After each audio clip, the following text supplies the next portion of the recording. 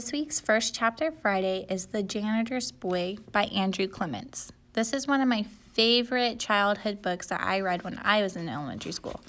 I hope you enjoy the first chapter and continue reading on your own. Chapter 1, The Perfect Crime. Jack Rankin had a particularly sensitive nose. As he walked into school in the morning, sometimes he would pause in the entryway and pull up a snoot load of air from the flow rushing out the door. Instantly, he could tell what the cafeteria lunch would be, write down whether the Jell-O was strawberry or orange. He could tell if the school secretary was wearing perfume and whether there was an open box of donuts on the table in the teacher's room on the second floor. On this particular Monday morning, Jack's nose was on high alert. He was working on a special project, a bubblegum project. Today's activity was a result of about a week's worth of research and planning. Days ago, Jack had begun the project by secretly examining the bottoms of desks and tables all over the school, trying to decide exactly which kind of discarded gum was the most unpleasant. After he had conducted a few sniff tests, he didn't even have to look underneath the table or chairs to tell if there was gum. The scent of the stuff followed him from class to class. He had gum on the brain. He smelled gum everywhere. On the bus, in the halls, passing a locker, walking into the classroom. Jack finally chose watermelon Bubblicious. It had to be the smelliest gum in the universe. Even weeks after being stuck under a chair or at the table, the sickly sweet smell and distinctive crimson color were unmistakable. Bubblicious, any flavor of it, was definitely the stickiest gum available. By Jack's calculations, it was more than 3 times stickier than Bazooka. The final stage of Jack's gum caper began in today's third period gym class. Mr. Sargent had them outside in the cool October air running wind sprints to prepare for a timed mile next week. By the end of the period, Jack had 4 pieces of gum in his mouth, chewed to the maximum stickiness.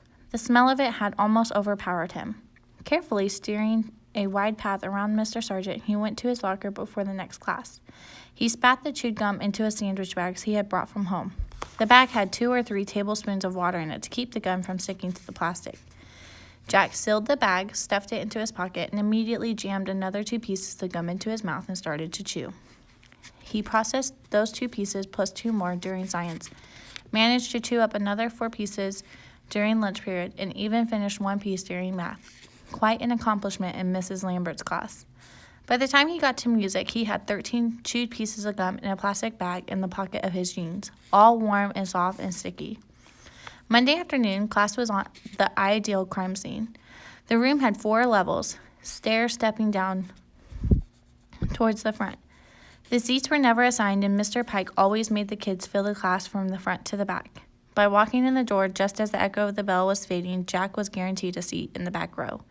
He sat directly behind Jed Ellis, and also known as Giant Jed. With no effort at all, he was completely hidden from Mr. Pike. The only other person in the back row was Carrie Loomis, sitting seats away. She was hiding too, hunched over a notebook, trying to finish some homework. Jack had half a crush on Carrie. On a normal day, he would have tried to get her attention and make her laugh, show off a little, but today was anything but normal. Mr. Pike was at the front of the room. Standing behind an upright piano, he pounded out a melody with one hand and flared the air with his other one, trying to get a fidgety 5th grader to sing their hearts out. Jack Rankin was supposed to be singing along with the rest of the chorus. He was supposed to be learning a new song for the fall concert.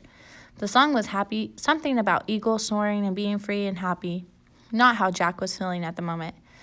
Bending down, Jack brought the baggie up to his mouth and stuffed it in all 13 pieces of gum for the last softening chew.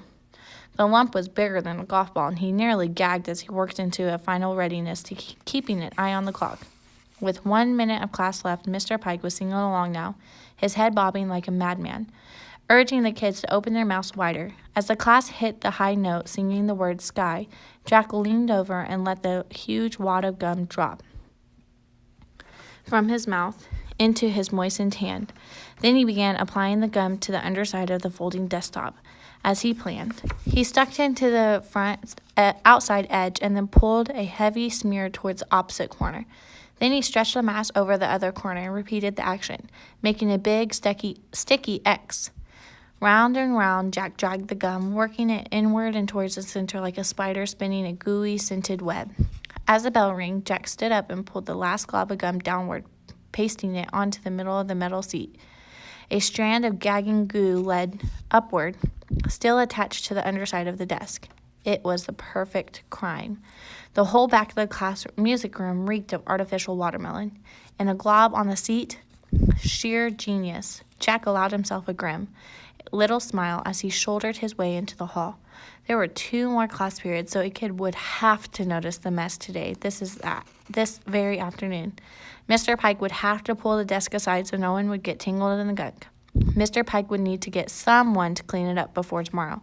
So after someone had swept the rooms and emptied the trash cans and washed the chalkboards and dusted the chairs and mopped the halls and cleaned the entryways and rugs, someone would also have to find a putty knife and a can of solvent and try to get a very, very sticky, smelly desk ready for Tuesday morning.